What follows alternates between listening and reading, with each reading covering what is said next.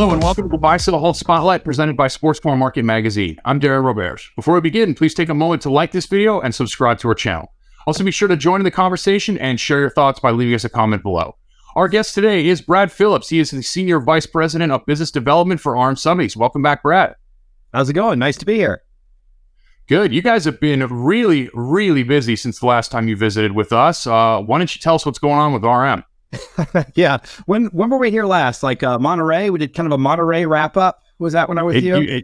It's been a few times, I think now. I mean, but it seems like the miles that you guys have covered pretty much cover the lifetime of any normal car guy. So I would say, why don't we start with your last couple of sales? Let's talk Munich. Yeah, Munich was pretty epic. We kind of alluded to that one, the way it was going to go down the last time we spoke, I think, at Motor World. So it was a really neat venue to do this.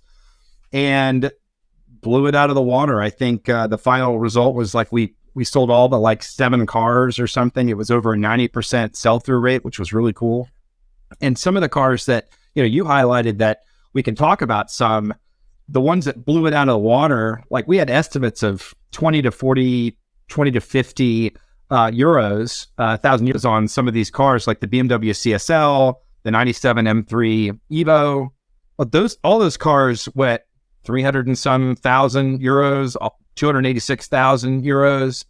And it's just another great example of super low miles, super original, perfect in the wrapper type collector cars that just knock it out of the park. That's what people are looking for, especially that era from the late 80s through early 2000s. I mean, that stuff's so hot right now. Everybody's interested in it. And the market really spoke for that. I mean, it was truly astonishing. Certainly quality's king. We've established that on this show multiple times. It's a well-known fact across the industry. But my Twitter feed and my Instagram feed were basically the same thing over and over and over again during that sale. It said, word for word, verbatim, what is going on in Munich? And the reality of the situation is not far off. I mean, there was 4 cars in particular that just blew everybody's minds when they crossed the block. I'll start right from the top. 2003 BMW CSL, 325,625 euros. Who, what, when, where, why, and how did this happen? It was right. It's a CSL. It's cool. It's a lightweight. It's the epitome of BMW racing heritage. It's awesome. And it was, again, in the wrapper. It had, I don't know, like, some measure of, a few thousand kilometers on it at best. It was an absolute time warp car. Find another one. It was amazing. That's it. Find another one. I mean, a 2003 BMW M3, even in the CSL configuration, 325,000. I mean, what was the estimate on that car? It had to have been maybe 7,500, something like that. 30 to 50,000 euros. I mean, amazing. I always think the estimates are a dark art. We've got really good people that do that, but this is what auctions are all about. Sometimes you don't really know what something is truly worth, what its value is in the marketplace, unless you put it out there and you get multiple people that just say, okay, we'll tell you what it's worth. These are the bids. So it's pretty cool in that segment of the auction business, really, because our job is to maximize the return for the consignor, to market the car, to put it in the best light, and to get the best money for that car on that particular day in the world. And I really feel like we did that for those clients. I mean, yeah, provide exceptional cars that keep buyers happy and give them a reason to spend the money. And you guys certainly did that. Another car that was mind-blowing, 1997 BMW M3 Evolution, 286,250 euros. Again, I mean, and tell us about that car. So that one, not only, did it just popped. That thing just looked vicious. Again, it was perfect. It had like 2,000 kilometers on it. It was just pristine. Sometimes I go back and I've got pictures of some of these things up to remind myself of just how pretty they were. And yeah, that was the bright yellow one. E36 is super popular right now, just like the E46 of the CSL before it. This era of BMW is incredibly capable in almost any variant, but the M3 Evo was just perfect. Really, really rare car. And again, just in the wrapper, perfect. Yeah, I mean, going back a generation, the E30, another phenomenal car that you can do anything with. 1989 BMW M3, 207,000 euros. Yeah. This car, I think we've all probably thought about this one, I'm of the age where that era of M3 was like one of the first like really cool, had the wing on the back. It had a special body kit. It wasn't just an engine package. It had special body work and all kinds of stuff. And obviously the Europeans, as they always do, they get the better engine and the better everything on the car. So this was just a great example of an absolute icon. You're right. The E30 is really where it all began for a lot of BMW enthusiasts. So there you go. Super cool. And the E30s in particular, I think, have a lot of kind of cross-generational appeal. I mean, I'm a younger Gen X, older millennial. I'm obsessed with those cars. Guys that are older than me are obsessed with those cars. But the big one for me on that one is the Gen Z kids that all work for me are absolutely enamored with that car. That is the car to have for that group of people. So not only is it something that is appreciated by older people, but at the same point in time, I think the E30s and the next generation car have tremendous amount of room to grow still because of the long-term appeal that they have with multiple age groups of people. Yeah, and you think about what people are really interested in these days, cars that are usable. So you've got an E30 air conditioning if you want it. If you live in a climate where that matters, it's a godsend to have working air conditioning. And if you have to drive the car at night, which is fun, those beautiful red legible gauges, I mean, it just really works. Everything fits. It drives good. I mean, the way the whole thing is packaged and designed is absolutely timeless. So I'm a huge fan of those cars. Yeah, it's amazing indeed. Obviously Ferraris are always timeless, but we saw an example that, again, blew the internet up. Across the block with you guys that really sort of signifies that maybe time for these cars to really continue to bloom. I mean, they've been appreciating certainly, but yeah. This was a significant result, I think, for this particular make and model, just for the sheer fact that it may signify that now is the time for those cars. 1989 Ferrari 328 GTS, 184,000 euros. Yeah, on an estimate of 90 to 140 or whatever. This just happened again. So at the Miami sale that we just came back from, we sold a really beautiful, I think it was also an 89 328 GTS for 300,000 US, $300,000 in American. And yes, they're really getting their due. People are understanding that these V8 powered Ferraris, while they're not Enzo fast or have the same, limited production numbers as some of the other Ferrari cars, they're still a lot of fun and they're iconic. So when you go back and you realize, well, this is a pretty capable car. They're like 270 horsepower, so they rip right along when you need it to. I also say I used to have a 308 and sold it. So I'm a market maker with anything I sell. So the 308s and 328s, they're bound to skyrocket up in value because I no longer own one. It's perfect. Well, and that's the beauty of the 328 is it's really just a more refined version of the 308, which again is an iconic, fabulous car for a certain age group of people. And again, taller people can do it, can drive it. It's a comfortable car. It's easy to use, easy to live with. Maintenance, is what it is. But those are very usable, very enjoyable cars to buy and drive, certainly. So it makes sense that they're appreciating. And the retro madness continues on to Miami. Give us a little bit of background about how the Miami sale even happened in the first place. So this was super cool. And the whole thing came about maybe 2 months ago. We were talking about, all right, we should have one more sale before the end of the year. I wonder if we can pull this together. We're just kind of ideating about this, and Gord, our head of auctions, he's like, well, let's get people in the sun. Let's take them to Miami. So we said, okay, we'll go to Miami. We found this really iconic, architecturally significant, believe it or not, parking garage in South Beach, and it worked. So we were up on like the 7th level of this thing, and when the sun came down and it was just all water and skyline around us, the sunset was amazing. We had, 60 cars, something like that, and they were all kind of that Miami Vice vibe. Porsche turbos, Lamborghini Countachs, lots of Ferraris, with an F40 and an F50.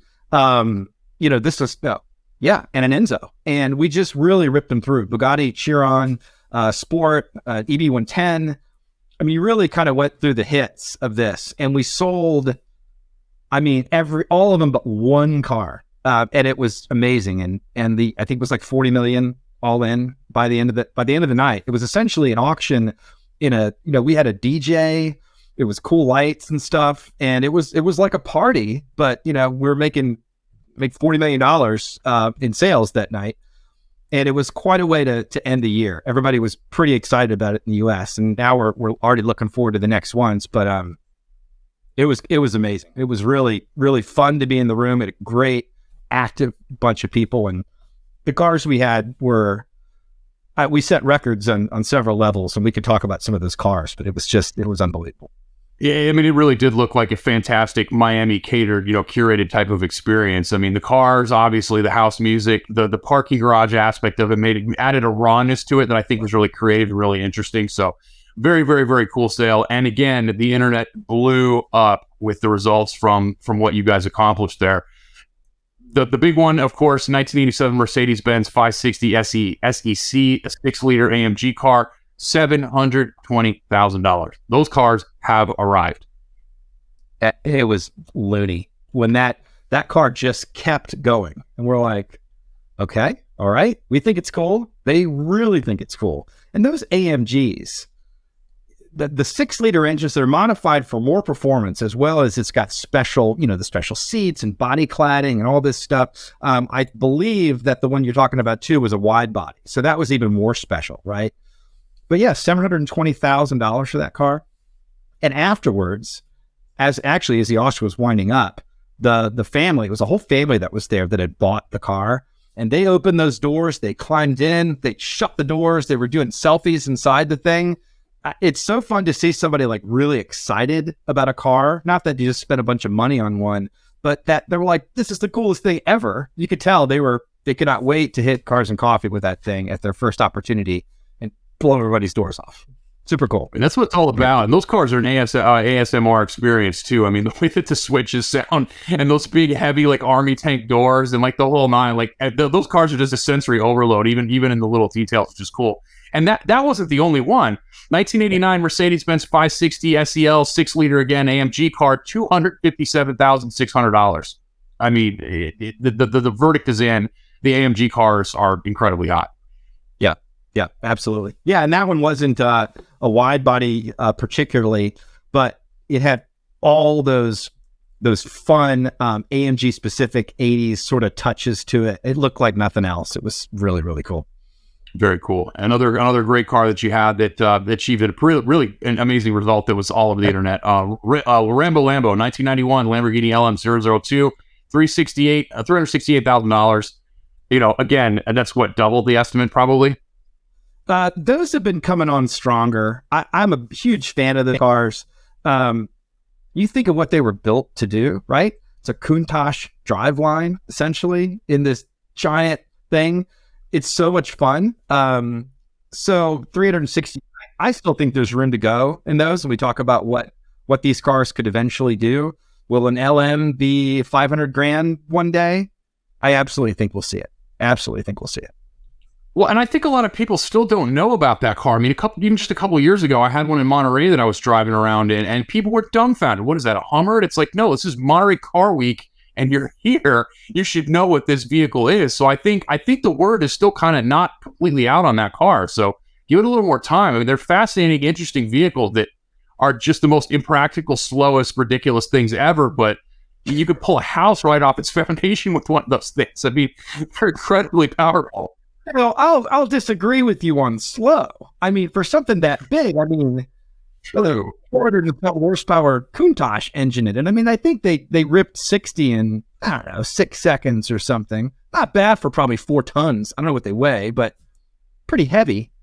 Of course, now I guess you've got, GM EVs that are the Hummer EV that does it in 3, but that's not fair. It's not fair. I'd still rather have a Lambo. Absolutely. Definitely. Would I? Yeah. So let's move on to Arizona. You guys are returning to Phoenix for your annual auction there. For people that may not have attended that prior, why don't you kind of give us a rundown of what that's like? Yeah, we're at the Arizona Biltmore. This is very, very long time at this hotel. It's a beautiful Frank Lloyd Wright setting, and we're going to have a ballroom full of fun stuff. This is a really great sale for us because January, the way it kicks off, You've got, Scottsdale Auction Week, right? So you've got a lot of other companies, a lot of excitement about people coming into the desert.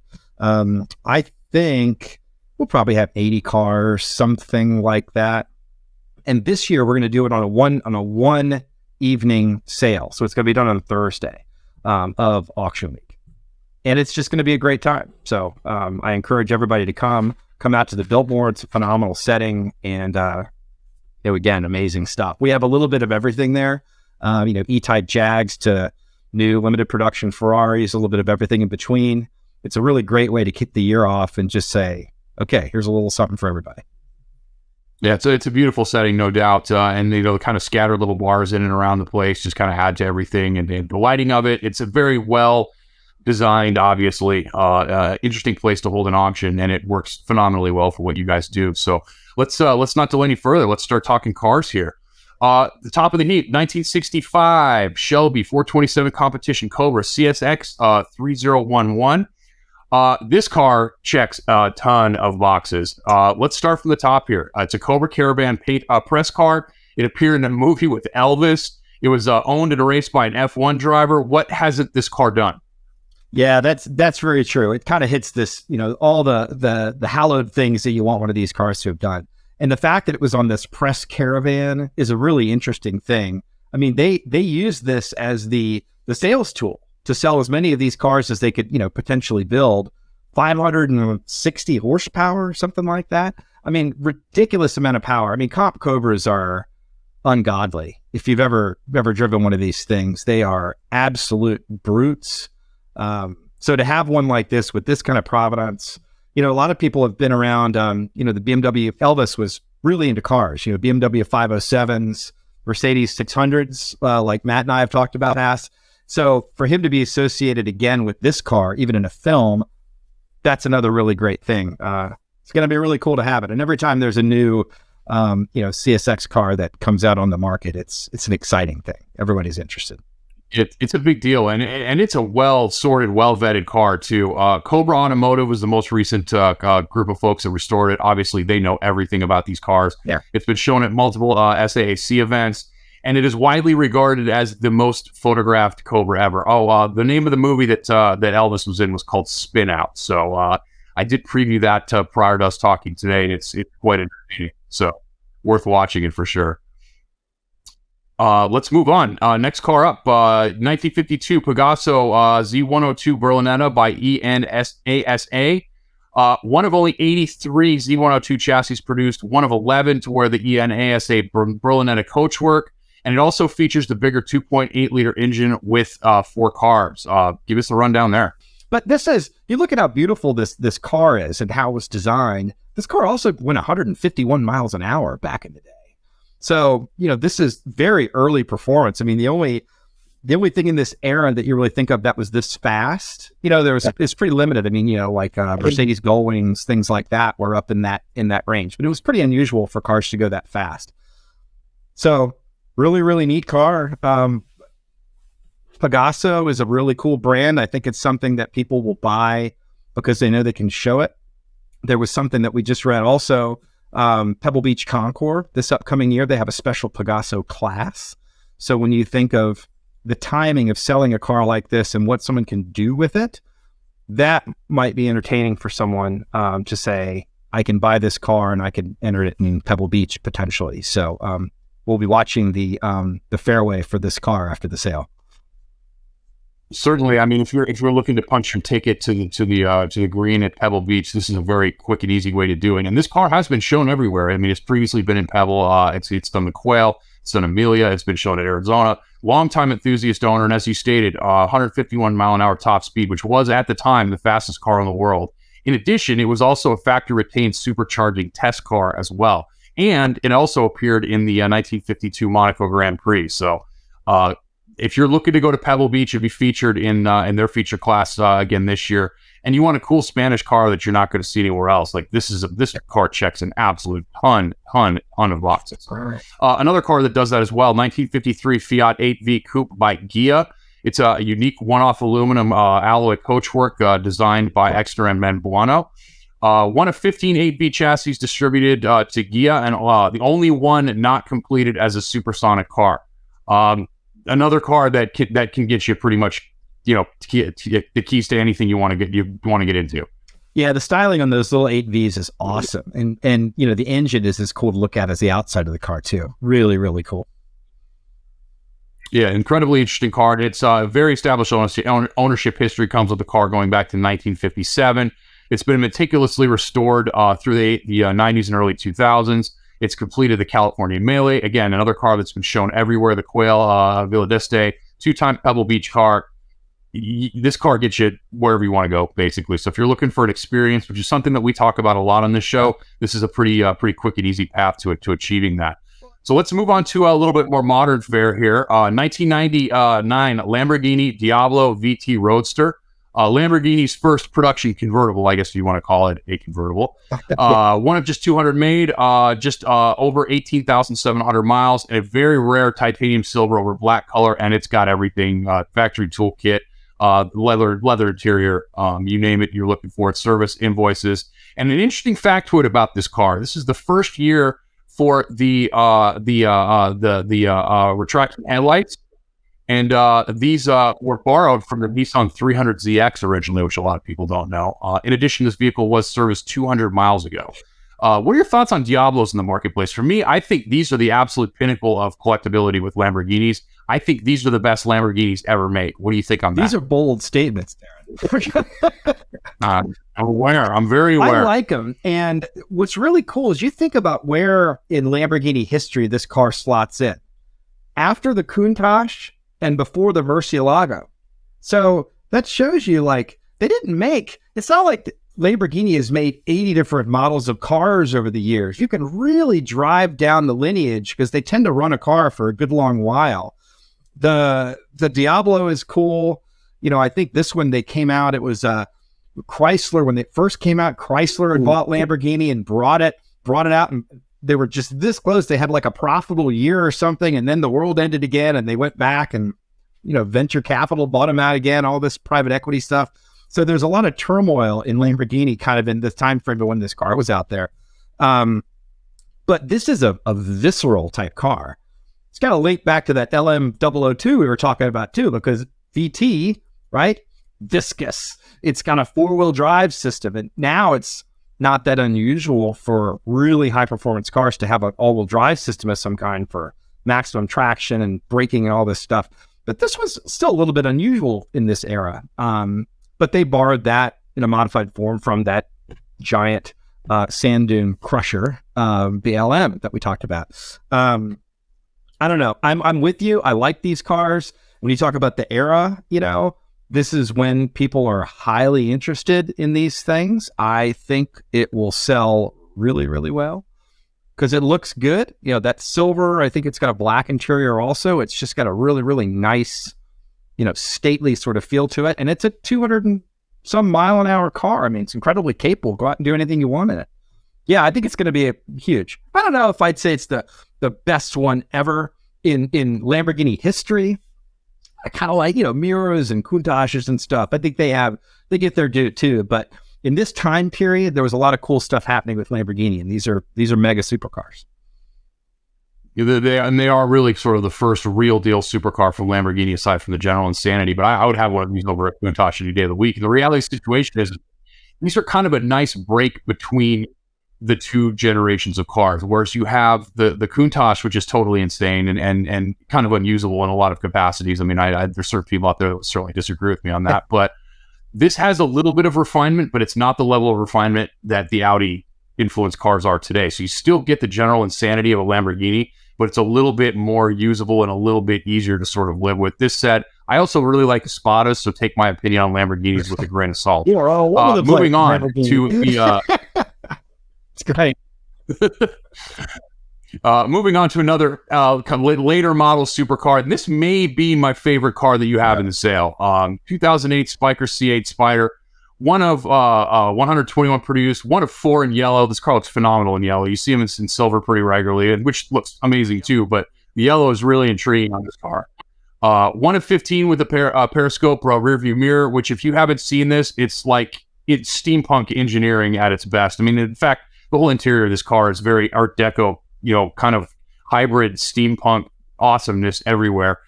Comes with an Audi 4.2 liter, 400 horsepower engine, documented by Mark Expert, 800 miles from new. And of course, again, the aerospace exterior with this sort of steampunk, crazy Art Deco interior is phenomenal. And for me, this is really it. For the tenacious, no road is impassable is Spyker's slogan, and I just love that. What do you think about these cars and where they're going in the world? Yeah, Spykers have always been cool. It's funny to talk about a Lamborghini with the Spyker, because you think that the Lamborghini owner is the ultimate, look at me. No, very sedate compared to a Spyker. I mean, you get in these things, and steampunk is a great analogy for it. All that beautiful, everything's chrome or anodized and real bright and shiny, aircraft inspired, all the exposed linkages. So it's very mechanical also. There's nothing like these. I don't think anybody else has ever tried to replicate what one of these C8s has had. And they're awesome. This one's 425 to 450-ish is the estimate. Again, could be one that just goes far higher than that. I think it's interesting that a lot of these don't have a lot of miles. I think they'd be epic to driving. That 4.2 liter Audi, I mean, that's what they did. The same thing. They put it in the R8. They did in some of the other, sedan, supercar sedans, that kind of thing. This is a really usable car, I think, if you want to just get out there and get it on the road. So we'll see what this does. But I'm with you on all the points on the Spykers. There's nothing like them.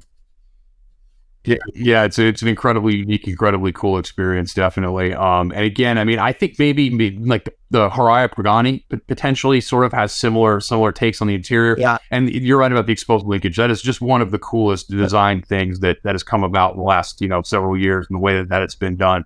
And I think that car kind of did it first. So props to the folks over there. They created a design monster, certainly. We wouldn't be talking Arizona if we didn't include a muscle car here as well. And you've got a really fascinating one that caught my eye. 1969 Plymouth GTX Hemi convertible, genuine factory J-code car, 426 Hemi V8 GTX. It's kind of the gentleman's sort of muscle car. And it's rare, believed to be one of only 5 Hemi 4-speed convertibles produced for 1969. And it's got all the goodies: the Dana 60 shirt grip, rear differential, heavy-duty cooling components, bucket seats with headrests, center console. It's got the Hurst wood shifter, power steering, brakes, power top, nut and bolt restoration completed in 2007. And it's a no-reserve car. Here's the thing I find funny about this. Again, 5 of these produced, so that means that these were available to everybody, but nobody checked that Hemi box on these things. $604 was the option to get the Hemi included in this vehicle. Or if you figure it's about $5,000 today, or virtually the cost of adding a wide-body kit to a Hellcat if you wanted. I wonder how many folks are out there who are looking at this car now and going, I really wish I would have spent the extra $600 and got the Hemi. What do you think about this car? I love it. I think it's great that it's at our sale, because I think the best of whatever type of car you're into ought to be stuff that we represent. So the fact that we've got a really rare 1 of 5 car like this at the sale is great. I have a real soft spot for true Hemis. I mean, they are so iconic. Now, people had to go and drive and go pick up the groceries and their kids from school, and insurance rates are starting to climb up, and it was expensive to run even at 25 cents a gallon gas. So through the lens of why didn't everybody drive Hemis, there's a lot of real world reasons why, not everybody had tri-power Corvettes and Hemis and all this stuff all the time, right? But I'm glad that this survived, because you think also, who probably been like to have bought 426 Hemi with a 4-speed and a sheer grip red and all this stuff? Somebody who was going to wail on it and destroy Woodward Avenue with this thing, and somehow it managed to survive to where it is today. Now it's been rotisserie restored and all that sort of stuff. And I know the owner of the car, the consignor, and in his collection of cars, he's got lots of neat stuff like this. So he's a true fan of American muscle history, and he has brought it. It's had a good owner, and I hope we find another really good owner for it. Yeah, it's a phenomenal car, and if we're talking big power, big muscle, let's go to the professional level on that. 2007 Chevrolet Impala SS NASCAR car, raced by Jimmy Johnson. These cars are really interesting for a number of reasons. They're not terribly expensive to get into. This one probably will be because of its prominence, which we'll get into in a second, but these are available cars that are a good, quick, easy pathway to get into, sort of modern vintage racing, if that's something that you're looking to do at some point. And they're just fun and cool. And candidly, I have this fantasy in my head of something I want to do before I die, which includes taking a NASCAR car and racing it around the 202 freeway in Arizona, which circles the East Valley, which if you've been to Arizona Car Week, you've certainly driven on it at one point in time or another. You get out east, there's some really nice bank turns out there. Now, I'm not saying you should buy this car and go 200 miles around that particular stretch of road out toward East Mesa, but you could if you wanted to. Anyway, this is a key component of Jimmie Johnson's unbeaten 5-season NASCAR Cup championship streak, and he did win races in this car, two pretty significant ones, Phoenix during the 2007 season and Martinsville during the 2007 season. And it did see further use in 2009, which contributed to the championship season that Johnson enjoyed there as well. It has been restored professionally by the folks at Hendrick Motorsports to the look that it had when it won Phoenix in 2007. It's got a certificate of authenticity with them, from them, and it is a no reserve vehicle. Also worth noting, there's a 2013 Jeff Gordon road race car if you want to kind of do each side of it, or you want to go out and race your buddy on the 202. Theoretically, hypothetically, yeah, I don't know. What do you think about NASCAR cars and their collectability, and what have you seen with those in the past, and are these a good buy? Look at some of the other race car stuff that we've dealt with this year, right? We had the Newman Haas sale. We sold a Schumacher Formula One car, a couple of Nigel Mansell's cars in Monaco. People are really interested in race cars with real race history, and you can pick. You know why Hendrick went back and restored it to this particular livery, because it meant a lot in this 5-season winning streak that the team had, right? So they picked it. They could have picked other liveries for it, but they zeroed in on this one, and I think it was very fair and right to do that. There are so many places that you can use these cars. If you're a member at M1 in Detroit or the Monticello Club, these are private tracks. They have them all over the place now. So if you're the type of person that has a car condo or the ability to trailer to one of these things and rent some track time, you can actually get off of the 202 and go really stretch this thing legally in a lot of places. You might really enjoy that too.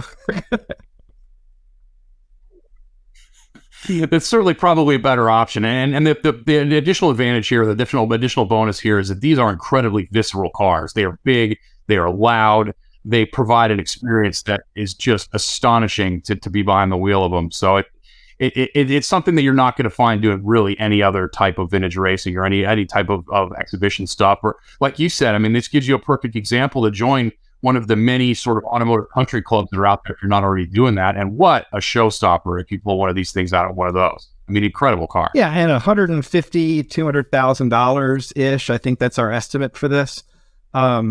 Pretty inexpensive way to gain access to that sort of experience.